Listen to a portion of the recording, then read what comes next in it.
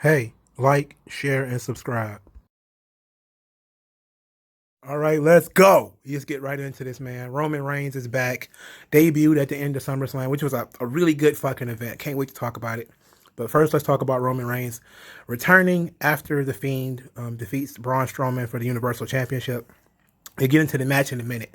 But let's talk about Roman's return, specifically the things that Roman Reigns was saying. So he was yelling, for starters, he yelled to The Fiend, said, you can't handle this responsibility. So we know that Roman has kind of always been sort of the satellite that Bray Wyatt has been around. So they've kind of been positioned as being the not the Orton, but the Edge and Cena of this new generation. That they're always going to be feuding together. They're the Batman and the Joker, right? So it makes sense that he would sort of have that mentality because Wyatt used to say like anyone but you, Roman, anyone but you.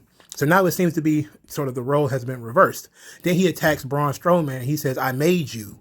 He says that, you're not a monster unless I'm here. In other words, what I think he's trying to say here is that, he said he made both of these guys. But I think what he's trying to say with Braun is that nobody was paying attention to Braun until Braun feuded with me. Because that is kind of what happened is, that was the feud that put Braun over. That feud that made Braun ready for top spots was the feud with Roman. And both of these guys have had a crazy obsession with Roman, where, of course, as I just talked about, Bray Wyatt was obsessed with Roman Reigns, even with the feud that involved his daughter and all that type of stuff. And then you also had the forever feud with Braun Strowman and Roman, where they were just, I'm not finished with you. I'm not finished with you, boy. And he just throwing Roman all over the place. So it's kind of like Roman is kind of coming back and reestablishing dominance, kind of like, some alpha shit. I mean, even though it was The Fiend, and normally people would complain that The Fiend shouldn't look that weak, but him not seeing Roman coming, not knowing he was going to be there, it kind of made sense. And plus, he had just went through a pretty badass match with Braun Strowman, where he took a lot of punishment. So let's talk about the match. Braun Strowman and Bray Wyatt had a pretty damn good brawl. It's Falls Count Anywhere for the Universal Championship. The Fiend actually won, which was, again, I kind of called it. I knew that The Fiend would win, but I don't know, man. I guess once they made it Falls Count Anywhere, I knew he would win, but I didn't know. It wasn't Falls Count Anywhere when I started when I posted up the predictions. I didn't know it. I think it became Falls Count Anywhere right after I uploaded it, after I recorded it and did everything I do with it. But the match was pretty good, man. It was, it kind of burned some finishers. I'm not a fan of burning finishers. And what I mean by that is people using the same finish again and again. I think Braun used his finish twice, and Bray used his finish like 3 or 4 times. He had like the mandible claw, and Braun Strowman powered out. He kicked out of Sister Abigail, and he did Sister Abigail twice on the ring. But I thought it was dope that Braun Strowman broke out the box cutter, even though it was kind of weird because Brock just tore the ring up. Like when Brock was, wanted to do something on that ring, on that wood, he just tore it up, like ripped it up. And you could think Strowman is as strong as Brock, or maybe stronger than Brock.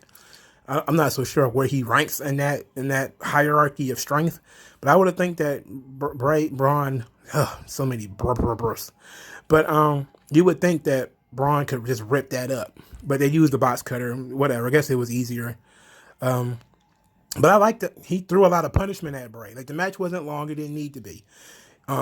We always tell the story with the Fiend that he can absorb a lot of damage. It's sort of the Mick Foley story.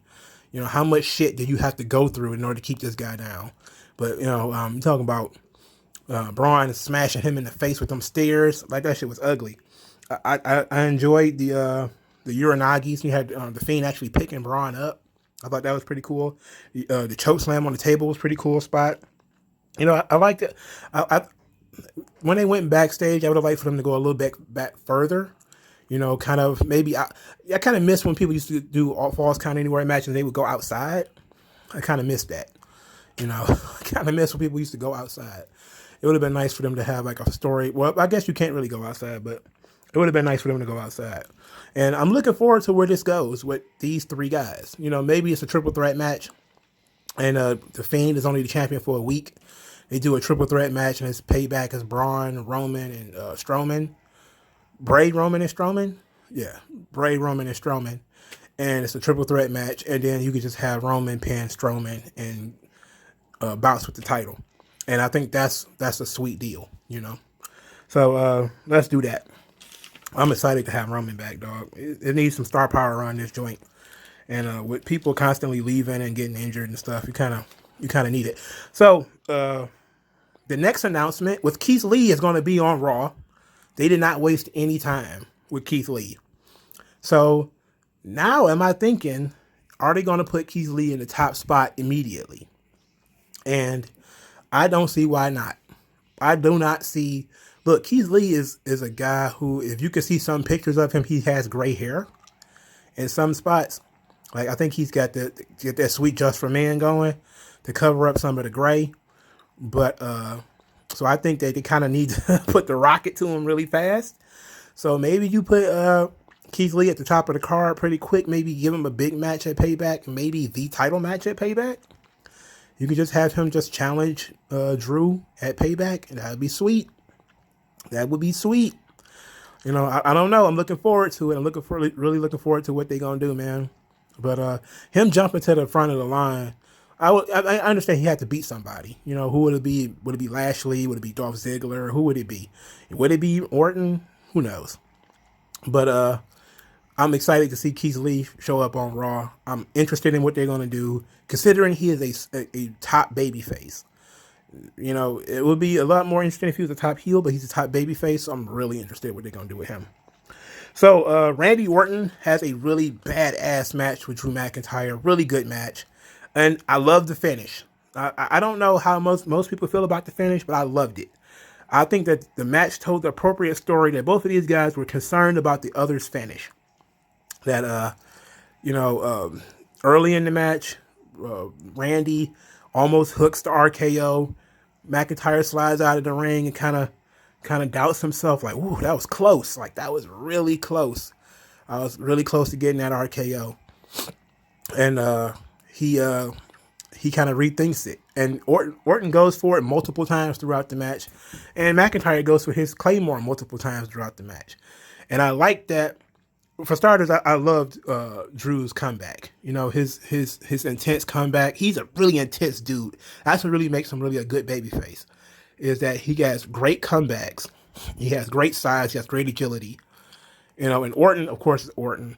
Fantastic performer. Works very slow, very methodical. But everything he does makes sense. He doesn't do things that don't make sense.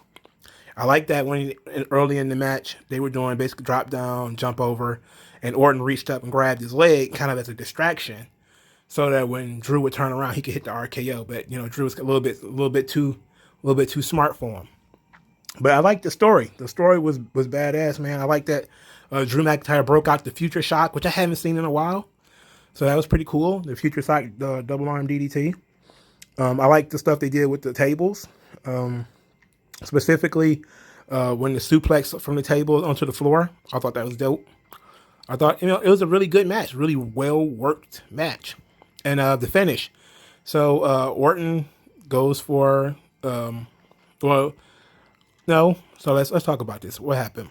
I forget how it's set up, but McIntyre ended up with Orton down, and he did his, in the corner as he build it up, and then he comes out for the Claymore.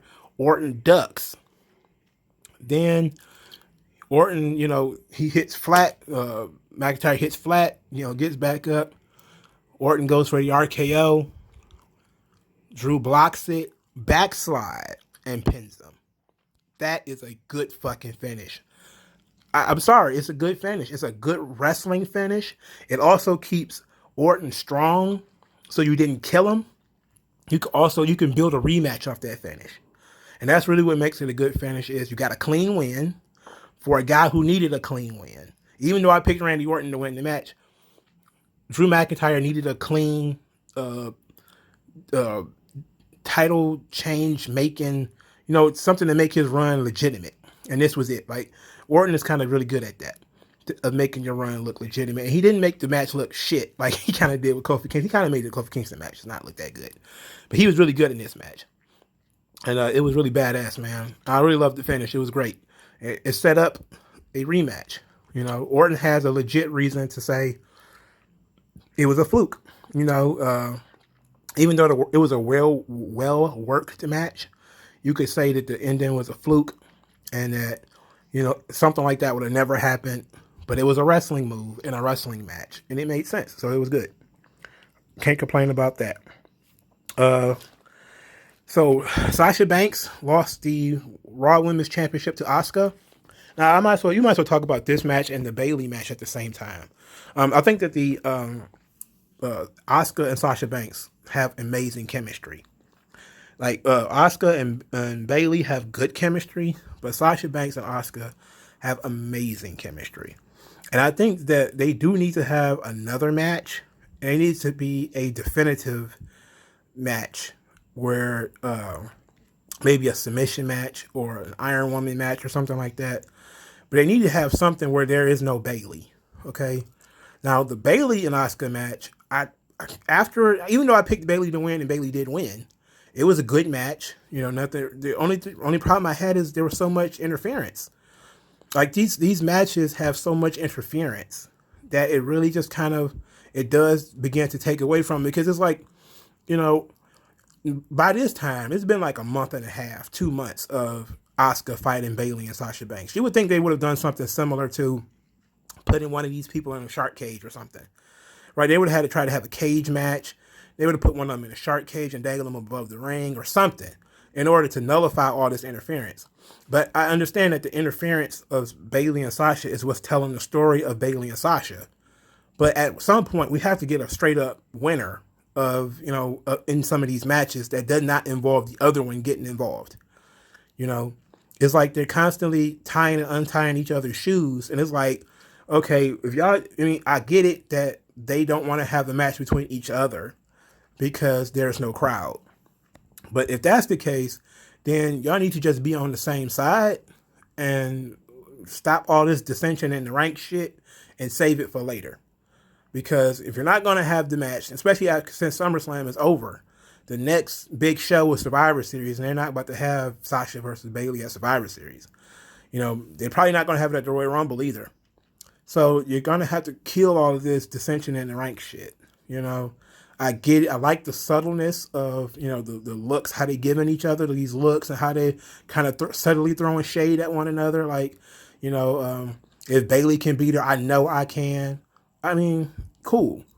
But, unless there's going to be a match out of this, I need to stop this, and I'm kind of fed up with it. But I like both of these matches. They were both really good. Asuka and Sasha Banks. Sasha Banks is dope. She is legit a great wrestler. She does not get to defend her titles. But I think that it's an interesting thing that she can climb the mountain and immediately get pushed off. Like she can get there. She's got to be able to stay there. And it's a unique thing to be able to say about the character, is that she can win a title, she just can't defend it. Which is really weird because it's a reverse of Bayley, where she wins the title and she's had it forever. So I like that too. I also watched their Untold episode about their match in Brooklyn. I'm gonna do a review of that and a discussion of it. I normally would not watch Mark shit like that, but it was something that took place in a commercial that I saw that I felt like I needed to watch it, so I watched it. So stay out on the lookout for this channel for me talking about the Sasha Banks and Bayley Brooklyn Untold documentary. So the Bayley Asuka match was a really good match, and of course they linked these two matches together because in the Asuka Bayley match, Bayley ran Asuka's knees into the ring apron to sort of weaken the knees, and then Sasha Banks took advantage of that to do some stuff to the knees. That was really good. It was really fun stuff, man. I liked the finish. I didn't like that Sasha Banks was involved with the finish, but I like that Bayley won with a wrestling hold. She didn't win with her finisher. She stole a win, which is good. You always want your heels to steal a win. I don't know where this idea that heels need to win straight up clean. I don't know where that came from. You know, you're supposed to come from heels doing small packages and roll ups and stuff like that, because that actually builds the heat. It helps your babyface escape. Like I just said with Randy Orton and McIntyre, it helps it look like a fluke, but you got out of the match with a clean winner. You showed somebody that people can win, and then you got out of there, and you didn't hurt the other person. So Asuka wasn't really hurt by losing to Bayley. It was basically just a receipt for the jobs that Bayley had did for her a couple of weeks ago. Of course, we could have completely avoided that and put somebody else in this spot and just had Sasha Banks and Asuka and put Bayley in a shark cage. That probably would have made more sense to me, you know. But since they just had to have Asuka wrestle both of these women, it was still a good match. It was still some good stuff that took place. It was really fun. Both matches were fun. Sasha Banks and Asuka was really good. I may actually watch that match twice. Like this card is worth watching more than once. But I do reviews after the first watch. So that's kind of how it is. So the best match on the show, Dominic Mysterio versus Seth Rollins. Oh my fucking God. This is the WWE at its best. Multi-layered storytelling. Long form storytelling. Like this storyline goes back to June? Just understand this. This storyline began with Rey Mysterio telling Seth Rollins congratulations on a baby he planted in his girlfriend. And Rey was telling him how great it is to be a dad. And, you know, how being a dad is a blessing and all this stuff. And that's how this storyline started. Because Seth Rollins was somehow mad that Rey Mysterio congratulated him on being a father. And he decided he's going to destroy Rey Mysterio's face and poke out his eyeballs. And now he's beating up his son. But this match was fucking good. I enjoyed every second of this shit. Now, for starters, we already know Seth, you know, did more than his share. But Dominic was there, man. Dominic did Dominic shit. He did all the lucha stuff, man. He was there. He was very athletic, which is, you know, very important. First thing you look at. But he also did a good job. Now he can work on some of the other aspects that he may have needed. But Ray was there to cover what Dominic is not really good at. That's why Ray was there, to do a lot of the emotional weight of the match that Dominic is not experienced enough to do. A lot of the DiCaprio, that Booker T calls it, the acting, you know, the level of the acting talent and different things like that. Ray was there for that. And that's really a good use of Ray, because Ray is really good at this stuff. He is surprisingly good. Now, for years, he was not really a good promo, but Ray is actually a good promo now. He's a good emotional character, and it's mostly due to his size. Like if you start this match and you see Dominic is in the back and he's with his mom hits him with the prayer, which is like beautiful stuff. And I'm not even religious, but that was some really sweet stuff. And you could tell a mom would do something like that. Like, you don't go out there and get hurt.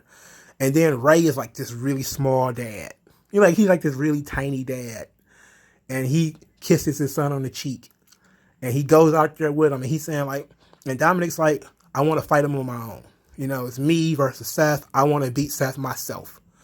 So Ray is out there agonizing over every time that every time Dominic is getting beaten up and he can't fight back. Ray is just like, I can't believe I'm honor bound.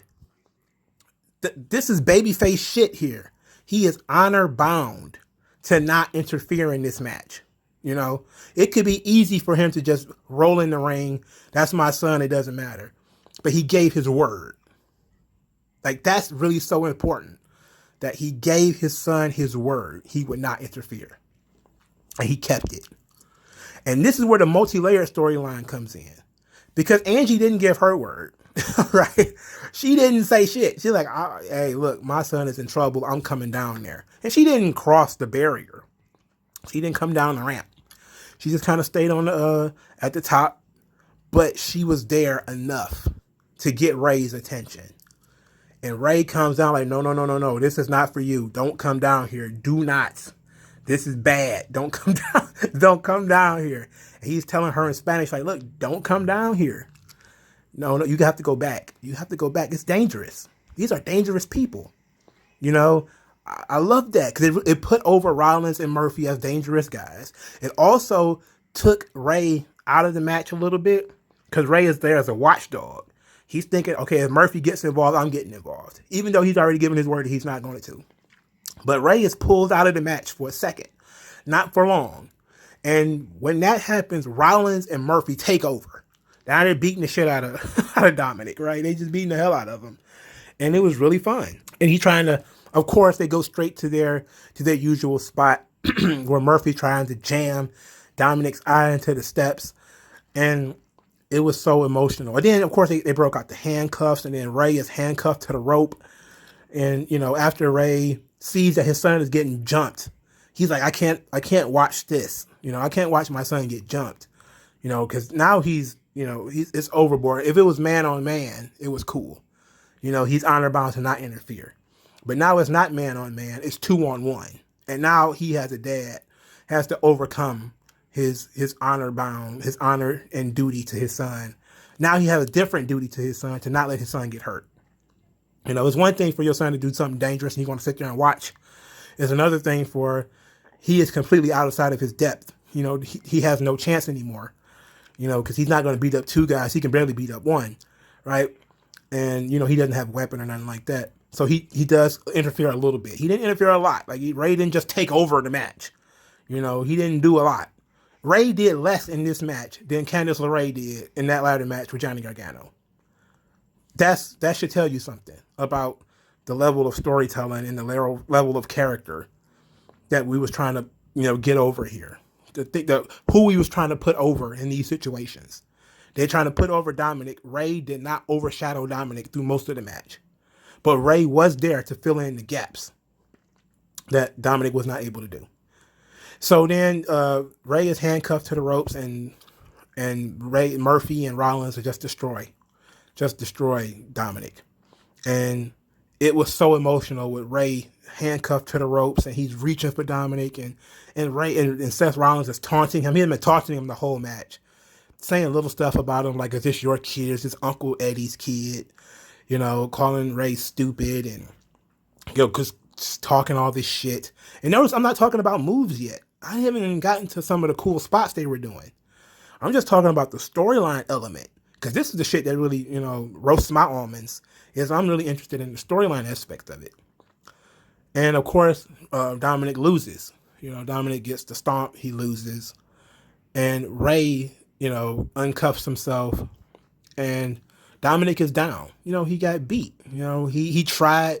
But Seth Rollins is a multiple-time world champion. They talked about it on commentary. Seth Rollins is a multiple-time world champion. How could you expect to beat him in your first match? But you did good. You did the best you could. I'm proud of you, son. And he kissed him again on the forehead.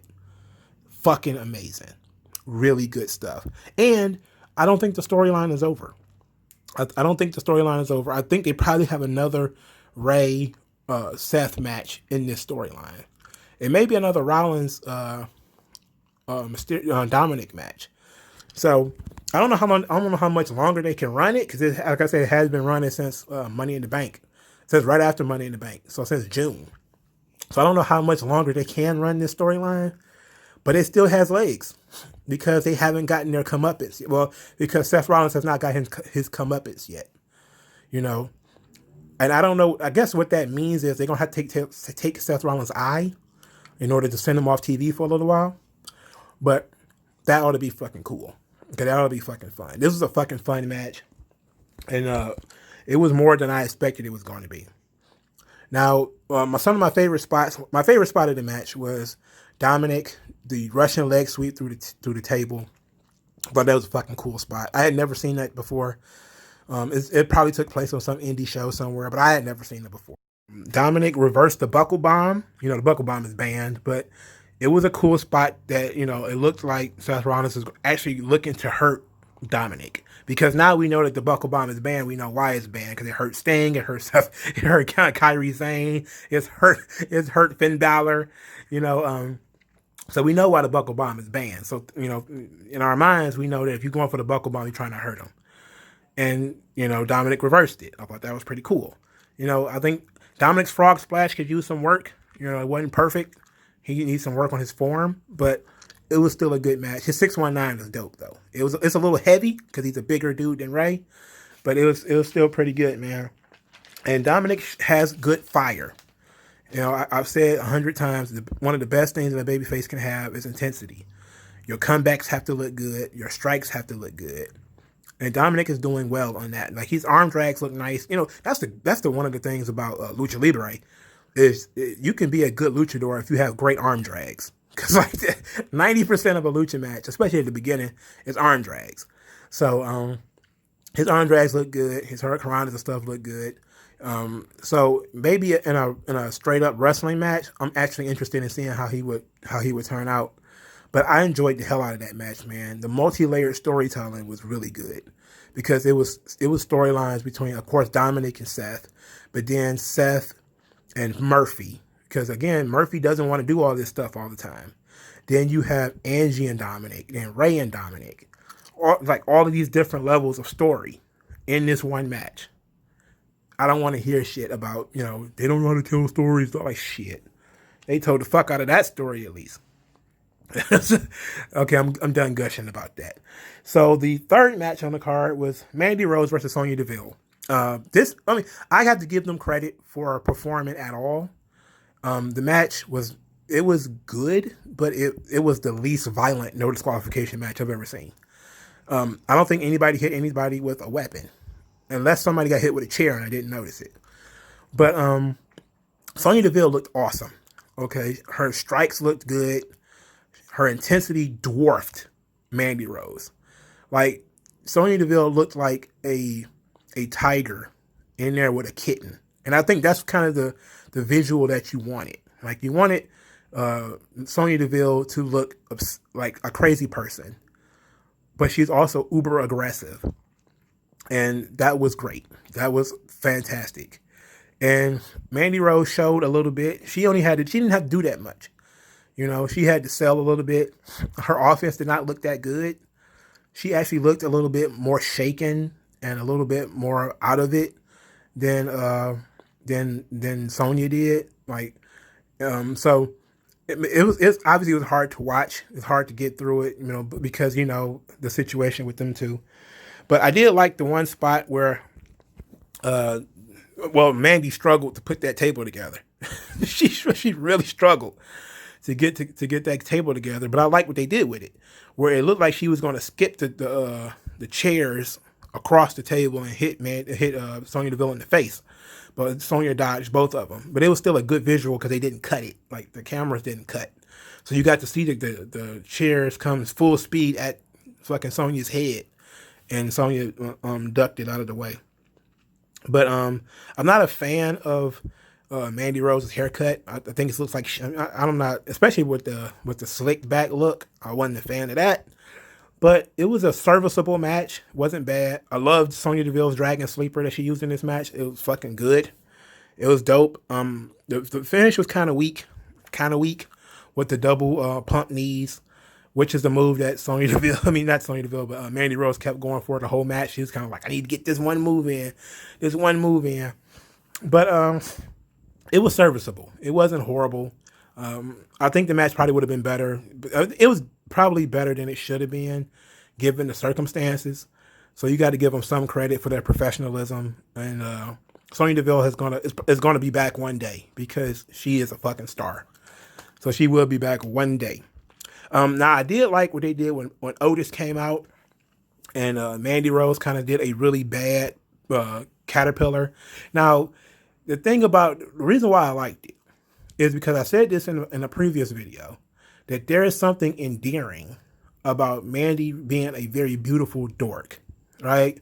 Like that's the thing about Otis. Otis is a fucking goof, but he makes Mandy, who is somebody like the high school cheerleader or whatever, he gives her certain qualities, and one of them is that he allows her to look silly. That she can do silly stuff like, you know, do really, really bad caterpillars. And it looks cool because Otis is always going to be there to one, look worse doing it. Two, to celebrate that she even tried doing it. So it endears you to Mandy a little bit. that she can be very beautiful and a character that could be very snobbish, and especially from the way they talk about her on commentary about her beauty and different things like that. But she also can be very, very dorky, as far as how she daydreamed about Otis and now she's doing bad caterpillars. And it's just a way of making her a very endearing baby face. And I like that. It's very interesting. And I'm not sure if I've ever seen this kind of technique before when it comes to utilizing a female baby face as far as making her silly, but silly in a way where it's endearing. It's not sympathetic. It's not we're laughing at her and with her at the same time. Like she's having fun, so you can have fun because she's having fun. It's not that she's trying to be perfect. She's showing flaws, so that's a good thing. So the next match, Street Profits versus Andrade and Angel Garza. I feel like we've seen this match before. It was a decent match. Better, not. I think they probably had better matches. These two teams. I think these two teams have had better matches, but the Street Profits are really fucking good. And to be quite honest, they've been tag team champions for a really long time. And and if we want to be honest, dog, these guys are some of the best tag team champions Raw has had. SmackDown too has had in a long time. Like the Street Profits are a really solid act, and they're really heavily advertised as far as being stars. Like the Street Profits are in the Raw commercials. They're involved with a bunch of other stuff. They had a cinematic match, and I forget what event that was. They had a cinematic match, a cinematic fight with the Viking Raiders. They're really putting some steam behind the Street Profits, and I like that. I enjoy that because I like the idea of these guys really, especially D'Angelo Dawkins, because that brother has been around a long time. D'Angelo Dawkins is like Tyler Breeze, where he has been in developmental a long time. And I really shudder to think what's going to happen to him when the Street Profits eventually break up or they eventually stop getting pushed. Because I know that they're probably not going to do anything with D'Angelo Dawkins. I can just tell. So I want the Street Profits to ride as long as possible just so Dawkins could, can get some shine. And they really doing really good as tag. I didn't see any reason to take titles off of them. They're still telling the story with Andrade and Garza that Zelina Vega is the problem. She's the reason why they lost because she got knocked down and Andrade was taking care of her and she wasn't there. Well, and Andrade wasn't there when Garza needed to tag. And eventually, they're going to break this up.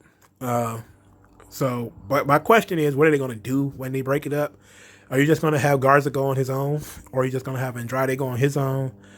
Because I really think that the best thing to do is to bring up Santos Escobar. And Escobar is, because his whole thing has been Mexican heritage and all that type of stuff. Maybe add Angel Garza to his clique. Or maybe add Andrade to his clique. And that would be sweet. But, Santos Escobar is in NXT, so what can you do? But Zelina Vega is a really good manager. I don't know why they just pulled the rug out from under her like that. But I'm interested in seeing where they go with this. I know eventually Garza has got to get sick of this shit and leave. But I don't know if that means he turns babyface or if that means he's going to turn and beat up Andrade and Andrade turns babyface. So I'm not so sure about that. So the kickoff match, MVP with new theme music. I'm pretty sure I heard that MVP's new theme somewhere, and I think it's a song from his original run, from his 2006-2007 run. But his theme song is different now. The Hurt Business has merchandise, so they might be in for like a little bit of a push. It didn't happen tonight because Apollo Crews won. There was when it got moved to the kickoff show, I was like, well, my idea of somebody interfering and a title change and all that is probably not going to happen. But I hope this is over because I'm kind of tired of Apollo Crews and MVP. They've been having good matches, but they just been having standard matches over and over and over again. It's like enough, enough standard matches. So this was from top to bottom. This is a really good show. There was a lot of stuff happening. There's a lot of storytelling, heavy on storytelling, man. Now I want to talk about the Thunderdome a little bit. because I've seen the Thunderdome twice, and I can tell you the Thunderdome as a concept, it makes the crowd reactions a little late. Like there were some oh or some boos or something like that. That would be a little delayed, and I know it's delayed for a reason because there was idiots trying to put stuff up on their screens, and of course, they trying to limit the amount of trolling that people can do. But it does, like, there's a kick out, and then there's like 2-3 seconds after the kick out. It's like oh, like and you're like it's a little wonky, but you can see people enjoying themselves.